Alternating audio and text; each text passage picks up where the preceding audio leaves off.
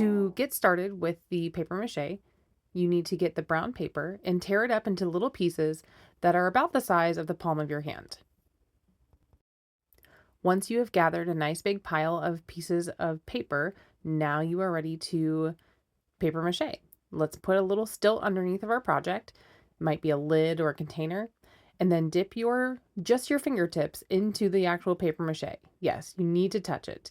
And then rub the paper mache paste into the fibers of the paper. This is just a powdered glue that's been dissolved into water. It kind of feels like hair gel. So just work it into the paper and then smooth it onto your sculpture. Once you put a piece on there, you just need to continuously overlap the edges of the next piece that you're putting on. So you want to work out so you eventually cover the surface of the entire Kusama ball that you are making. And then don't forget to also wrap around just the underside of the edges. You don't need to paper mache the entire back of your project, but you do want to wrap around the edges so that way it doesn't have an abrupt stop. This is why it helps to have a little support underneath the back of your project, so that way it's not laying right on your table. When you're ready to clean up, you need to get a dry paper towel and get as much of the paper mache off of your hands as possible. Then you're ready to go ahead and wash your hands with soap and water. Okay, now we're ready for tissue paper. Start by tearing your tissue paper just like you did with the paper for the paper mache. If your paper mache project is dry, you will need to start by dipping your paintbrush, just the tip of the paintbrush, into the Mod Podge and brushing it onto your sculpture. And then take one of these small pieces of tissue paper, place it on your sculpture, and put another coat of Mod Podge on top of the tissue paper. So it goes Mod Podge, tissue paper, Mod Podge.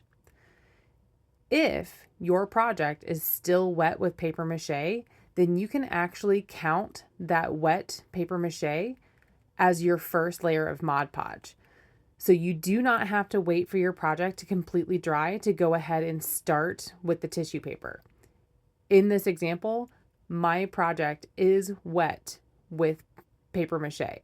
So I'm just going to actually lay the tissue paper down and brush the Mod Podge right on top.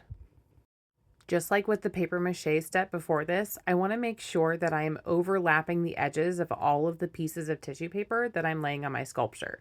So I'm gradually working that black space out to the very edges. Also, like with paper mache, I want to make sure that I do wrap that tissue paper just around the edge. Doesn't need to cover the whole back, just the very edge. This tissue paper step took me about 10 minutes to complete. So if you start paper macheing at the beginning of class, you may be able to complete both steps by the end of class. If you don't worry about it. The max time this should take you is 2 class periods. Make sure you let your project dry overnight before painting on the spots.